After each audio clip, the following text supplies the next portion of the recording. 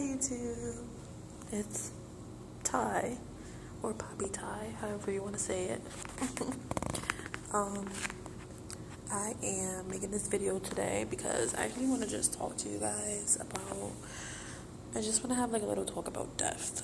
I know it's not a topic that people talk about, it's not a topic that you would want to talk about, but I'm going through it right now. Like, I'm going through experiencing a death. My grandmother passed away, and it wasn't like she passed away today or, last week or something. She actually passed away November 4th.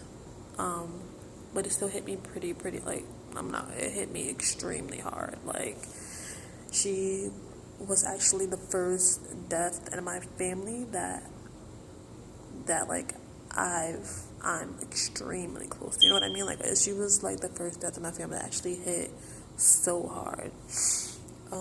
At the same time, 2018, it was just, I called it the year of like death and loss, because I lost like 5 family members in 2018.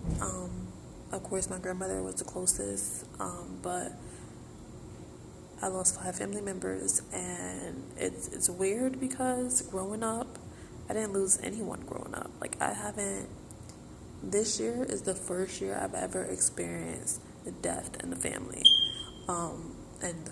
in my family.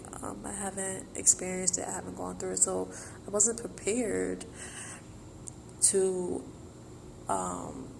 just go through this grieving process. And there's a lot of people that still say I'm grieving, which I completely agree with. I don't know how to process this, and without just shutting myself down and becoming very isolated, and just, to myself, just, drinking wine on the regular now. Like, it's bad. It's not bad. I'm grieving, but I'm making this video because I want to know you guys' coping skills. I want to know you guys, like, what have you guys done that helped you with the death? What have you guys done during your grieving process that a lot of people probably thought was, like, it raised a red flag that you weren't okay, or, even the good things that you guys have done. Like, I just want to know you guys' grieving process. I'm not here to judge anyone. Literally, like, I'm the last person to judge someone, at least, and I always say this, like, I feel like I'm the last person to judge someone because I'm like the biggest weirdo there is. I may not look it, I may not talk it, and all this stuff, but I think I'm a pretty big weirdo. But it's okay. I'm sorry, you guys. That noise in the background is the dryer, which is like going sick right now. But yeah. So rest in peace to my grandmother. I love and miss her so much, like, so much. You guys don't understand. The holidays was really, really hard for me because my grandmother was like, like, she was the house that we all went to for Thanksgiving, or the house that we went to Christmas Eve, or even the day of Christmas. And then New Year's, she usually makes like a seafood thingy, and we all watch the ball drop, and like, we did it every year, and it just wasn't the same. Like, I was not in the holiday spirit, which is a given, considering, she passed away before Thanksgiving. And a lot of people felt like being around people was something I needed, but I felt like if I was around people, it would make it worse. Have you guys ever felt like, like,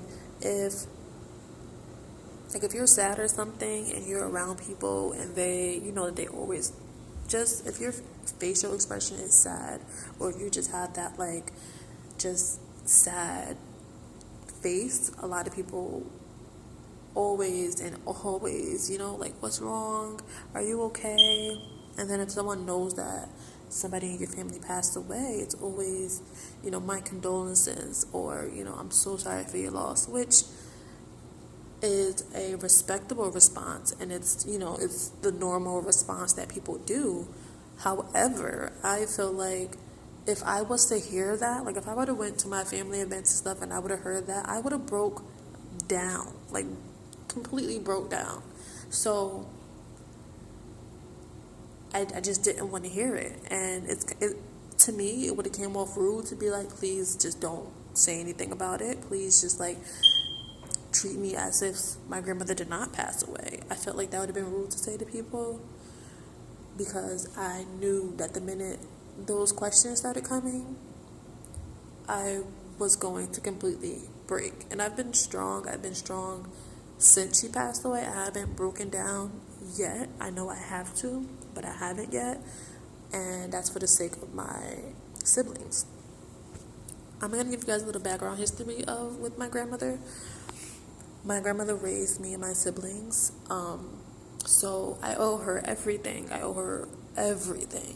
And it hit extra hard again because she was like a second mom. You know what I mean? Like, she raised me.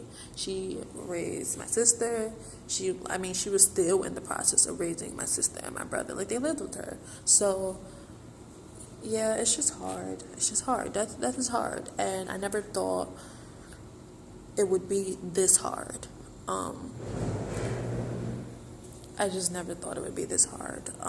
So lately I've been writing a lot. I've been distracting myself, like going out with friends. I think my coping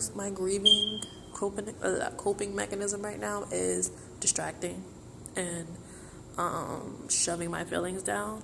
And I know that's not healthy. I know you guys are gonna say that's not healthy, but right now that's all I can do. Like, you get that? At this moment in my grieving stage, distracting and shoving is all I can do. So yeah, I think I'm really, really afraid to get to the stage of breaking down. I just don't want to get there. So yeah, I don't know. Yeah, but I definitely came here to talk. That's what I wanted to talk to you guys about, was death. I just wanted, to know how you guys grieve and what you do during your grieving process, or a sad time in your life. How does your family help you?